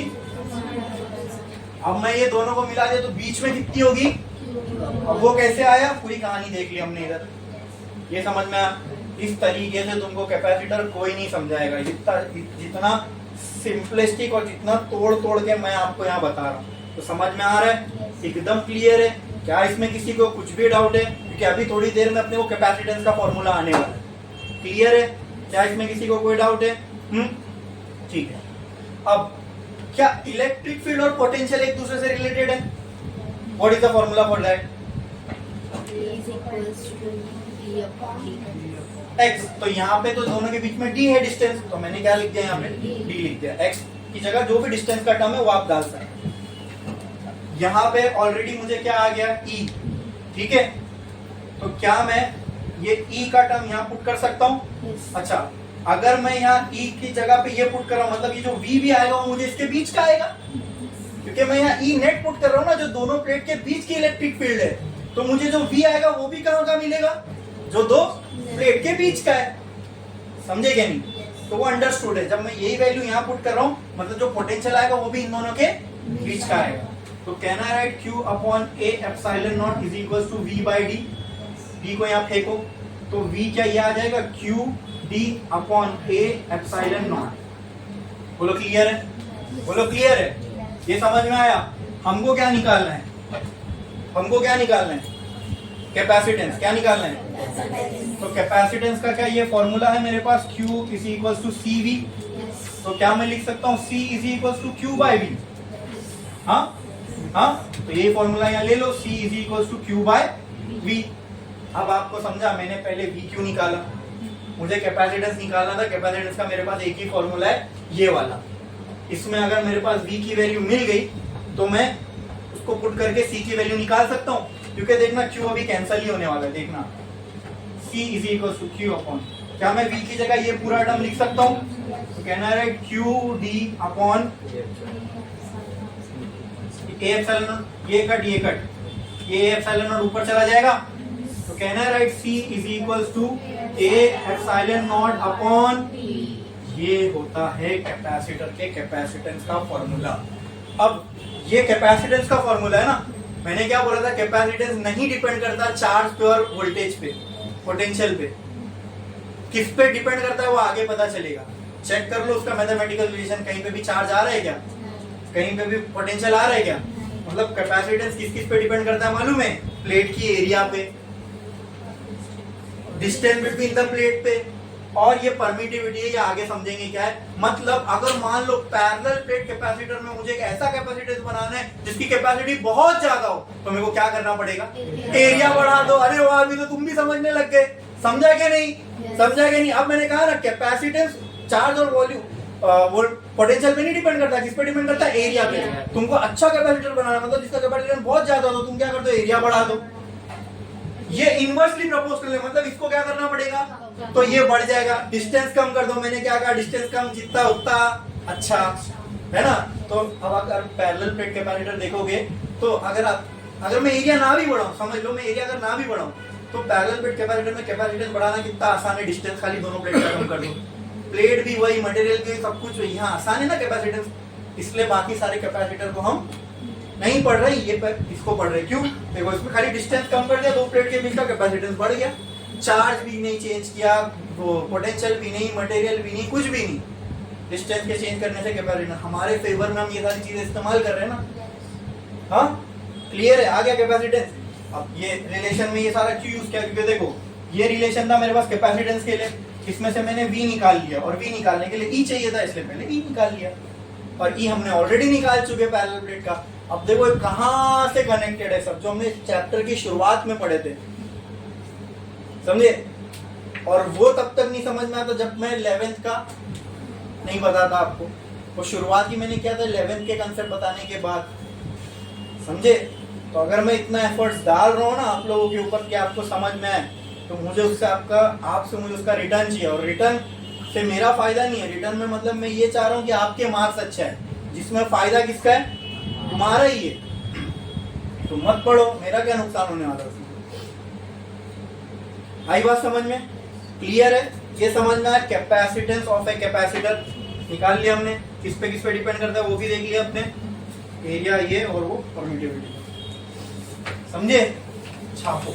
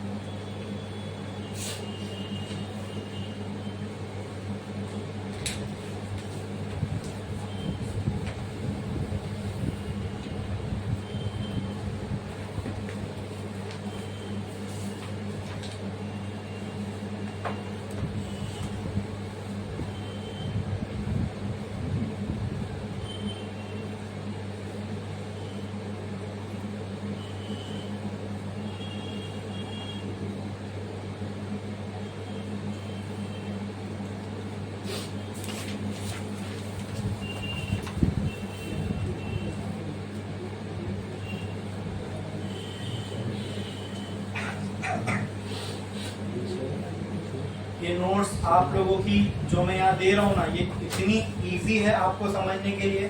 मैं इस पॉइंट ऑफ व्यू से नहीं दे रहा हूँ कि मुझे ये कंप्लीट कराना है, इस पॉइंट ऑफ व्यू से दे रहा हूँ कि आप जब खुद सेल्फ स्टडी करने बैठो ना घर पे, तो आपको रीड करके समझ में मैंने क्लास में क्या पढ़ाया था, उस पॉइंट ऑफ व्यू से ये नोट दी जा रही है कि जब आप खुद पढ़ने बैठो तो आपको आसान पड़े पढ़ाई करना।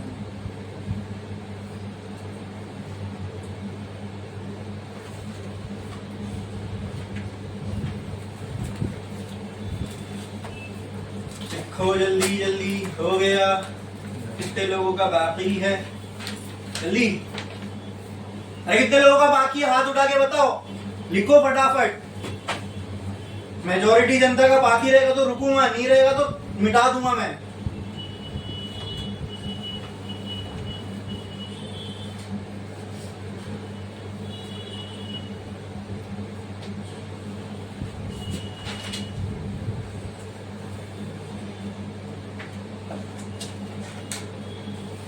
हो गया लिख के?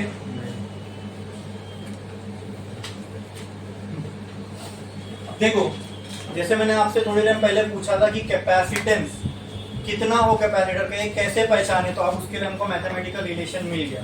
ठीक है, कैपेसिटर अपने अंदर एनर्जी स्टोर करता है। अब मैं आपको पूछूं कितनी, तो आप क्या बोलोगे? तो जब भी मैं आपसे पूछूं कितनी, तो इसका मतलब आपको उसके लिए एक मैथमेटिकल रिलेशन चाहिए जानने के लिए कि एनर्जी कितनी स्टोर करता है। तो अब हमको नेक्स्ट डेरिवेशन करना है इसका एनर्जी स्टोर्ड इन कैपेसिटर का, कि कैपेसिटर में जो एनर्जी स्टोर होती है वो कितनी होगी मतलब उसके लिए एक मैथमेटिकल रिलेशन निकलेगा। अब उस मैथमेटिकल रिलेशन से आपको मालूम पड़ेगा कि ये कैपेसिटर में कितनी एनर्जी स्टोर हो सकती है। जैसे यहाँ पे अगर आप एरिया, कैपेसिटर का एरिया और डिस्टेंस डाल दो तो आपको ये पता चल जाएगा उसका कैपेसिटेंस कितना है, कितना चार्ज होल्ड कर सकता है, ये मालूम पड़ेगा ना। कैपेसिटी कितनी है वो अगर जानना है तो उसके लिए आपको कैपेसिटेंस का फॉर्मूला चाहिए। अब मैं आपसे पूछूं कि कैपेसिटर कितनी एनर्जी स्टोर कर सकता है, कितनी, वो जानना है तो उसके लिए भी फॉर्मूला चाहिए। तो वो फॉर्मूला हम नेक्स्ट देखने वाले हैं, ठीक है। लेकिन अब उससे पहले मैं आपको एक प्रैक्टिकल एग्जांपल बता रहा हूँ कि कहाँ कैपेसिटर का यूज होता है, ठीक है। हमारे घर में एक डिवाइस है जिसका नाम है फैन, ठीक है। अब समझो, मैंने बोला ना capacitor stores energy in the form of and supplies it whenever it is. ये काम कैसे करता है ये भी समझ लो, ये बुक में नहीं है ना आपके सिलेबस में, लेकिन ये मैं जब बता रहा हूँ तो आपको एकदम और क्लियर हो जाएगा कैपेसिटेंस का क्या पर्पस है। फैन को अगर आप ओपन करके देखोगे ना तो उसके अंदर कॉइलिंग्स होती है, कॉइल होती है कॉपर की कॉइल में जब करंट फ्लो होता है ना तो वो घूमने लगता है, ठीक है। वो अपने आप में एक अलग कंसेप्ट है, ठीक है। Principle of working of an electric motor. When a current carrying conductor is placed in a magnetic field, it experiences a force. क्या कहा मैंने? When a current carrying conductor is placed in a magnetic field, it experiences a force. वो principal पे वो fan काम करता है। आपको इतना समझना है, अंदर एक कंडक्टर है। कंडक्टर कौन सा? जो बीएसटी में अपन जाते हैं तो टिकट देता है ना, वही कंडक्टर। फिर कंडक्टर का मतलब होता है ऐसा मटेरियल जिसमें से इलेक्ट्रिसिटी इजीली फ्लो, जैसे कि कॉपर। तो अंदर एक कंडक्टर होता है जिसमें से करंट फ्लो होता है, वो करंट के फ्लो होने की वजह से वो घूमता है। अब दोस्तों कोई भी चीज को ना रेस्ट से हिलाना मुश्किल है। एक बार वो मोशन में आ जाए ना तो उसको मोशन में बनाए रखना आसान है। जैसे कि एग्जांपल ले लो, एक गाड़ी खड़ी है, उसको अब वो रेस्ट पे, उसको रेस्ट से हिलाना मुश्किल होता है, मतलब 4-5 लोग लगेंगे धक्का देने। एक बार वो मोशन में आ गई ना, उसके बाद एक जने ऐसा हाथ रख के भागेगा ना तो भी चलती रहेगी। आप समझ रहे मैं इससे कहना क्या चाह रहा हूं? कोई चीज को रेस्ट से हिलाना मुश्किल है, उसमें एनर्जी ज्यादा लगती है। एक बार वो मोशन में आ गई तो उसको मोशन में बनाए रखना कंपैरेटिवली आसान है। मतलब रेस्ट से हिलाने से आसान है उसको मोशन में बनाए रखना। क्या ये लॉजिक आपको समझ में आया कार के एग्जांपल से? इसलिए अगर मैं आपसे पूछूं कार में कौन सा गियर सबसे मजबूत होता है, पहला या पांचवा? क्योंकि 5वें गियर पे गाड़ी सबसे ज्यादा स्पीड पे भागती है, ठीक है। और पहले पे कुछ नहीं, 10-20 की स्पीड आएगी पहला गियर, उसके बाद काम नहीं करेगा, उसके बाद आपको दूसरे गियर पे जाना पड़ेगा। तो सबसे ज्यादा स्पीड पे कौन से गियर पे गाड़ी भागती है? अरे सबसे ज्यादा स्पीड पे भाग ही नहीं सकती पहले पे। जहां अपने 30-40 के ऊपर गए ना तो गर गर गर गर गर वाइब्रेट होने लगेगी गाड़ी, वो ऑटोमेटिक समझ में आता है गाड़ी गियर मांग रही है, मतलब दूसरा, तीसरा, चौथा डालो। तो आप मुझे बताओ 5 में से पहले और 5वें में से अगर मैं बोलूं सबसे मजबूत गियर कौन सा है तो आप क्या बोलोगे? क्योंकि उसमें सबसे ज्यादा स्पीड से गाड़ी भागती है। समझे? गलत। क्यों? क्योंकि अभी मैंने कहा कोई चीज मोशन में है ना, उसको मोशन में बनाए रखना आसान है। बड़ी बात तो वो है जब उसको आप जगह से हिला रहे हो। इसका मतलब क्या? पहला गियर 500-600 किलो के लोखंड को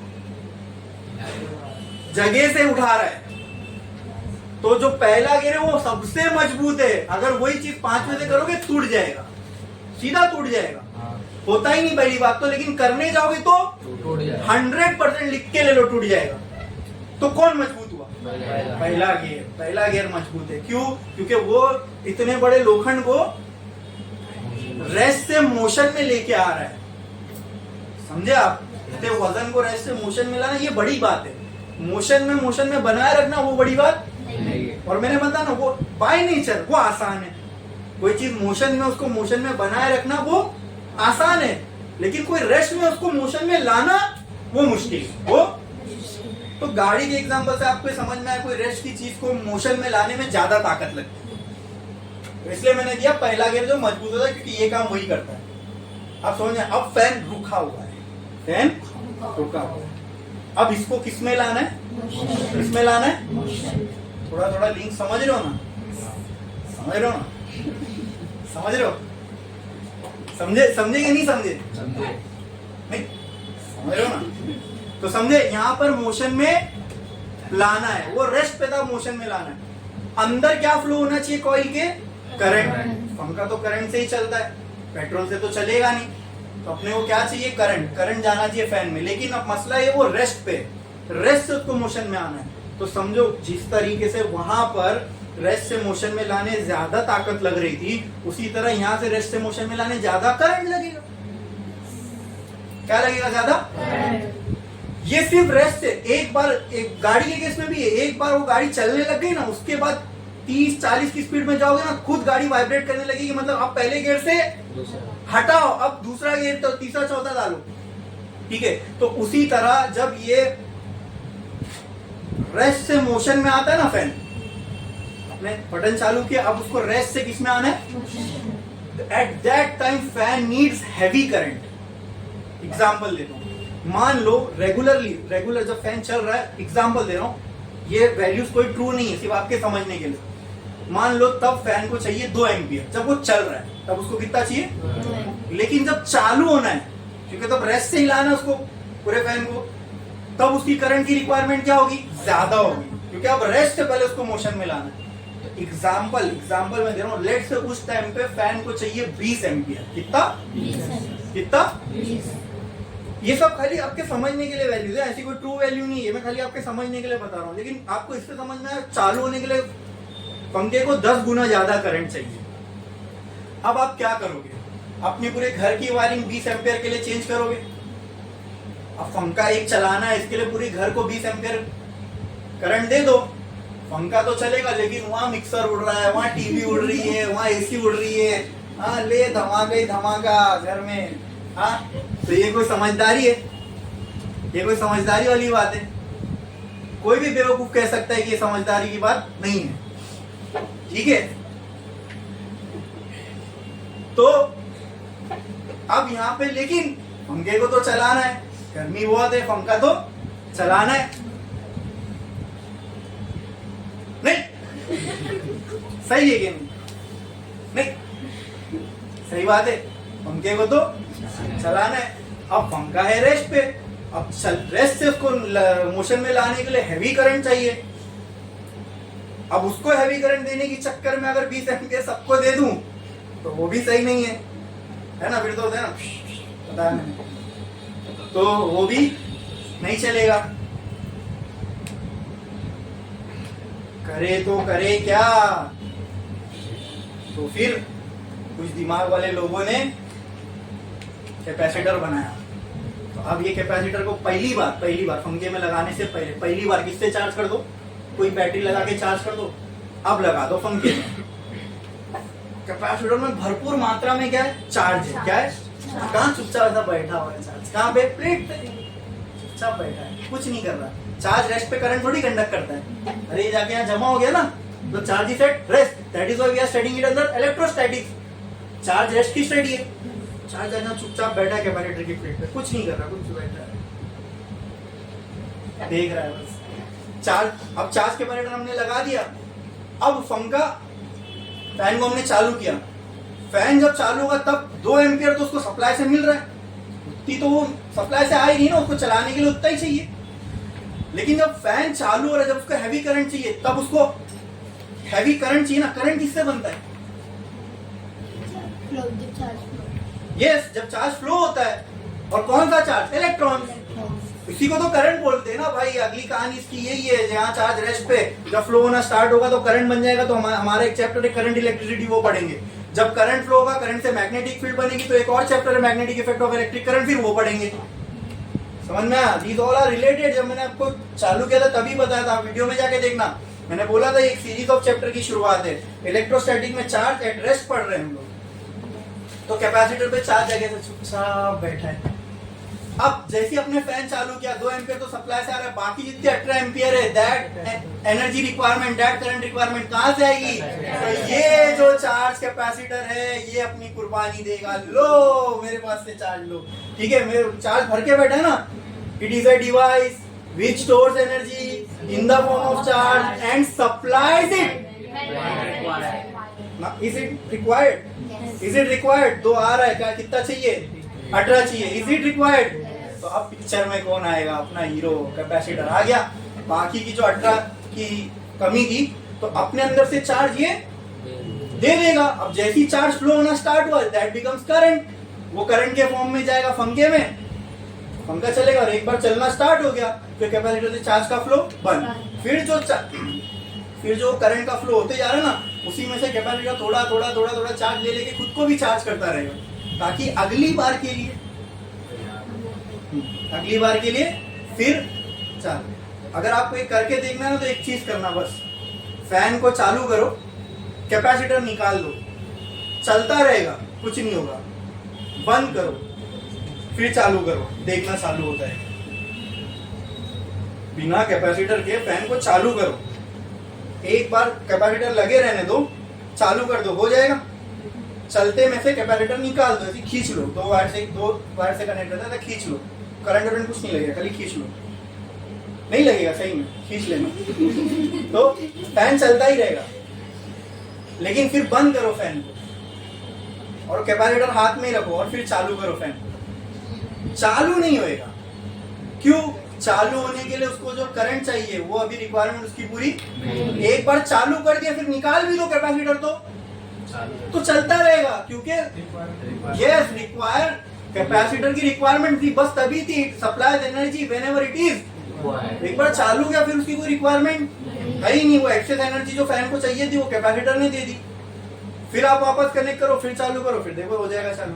और जब अगर आप पता नहीं अक्सर होता है ऐसे कि कैपेसिटर जब डिस्चार्ज हो जाता है ना पूरी तरह, उसकी भी लाइफ है, कोई चीज 100% एफिशिएंट तो नहीं हो सकती कि वो हर बार पूरा ही चार्ज होते रहे। एक वक्त आएगा टाइम में कभी तो भी कि चार्ज कैपेसिटर खराब हो जाएगा, मतलब वो चार्ज दोबारा अपने आप से नहीं हो रहा, तो फिर क्या करना पड़ता है? फिर फैन का कैपेसिटर चेंज करना पड़ता है, तब चालू होता है फैन। क्या ये पूरा लॉजिक समझ में आ रहा है? ऐसा बैठ रहा है दिमाग में, हाँ यार ऐसा तो होता है, सही बोल रहे सर। तो यही है फिजिक्स। जब ये सब चीजें दिमाग में अच्छे से बैठे ना तो समझ में आता है, हाँ यार ये सब चीजें समझ में आ रही, अपने को फिजिक्स समझ में आ रहा है। और जब कोई चीज ये सब चीजें समझ में आ रही मतलब डिफिकल्ट नहीं है, किसी ने हम लोग को समझाया ही नहीं उतना अच्छे से ये बात, ठीक है। तो यही फर्क होता है एक अच्छे टीचर में और एक बहुत अच्छे टीचर में।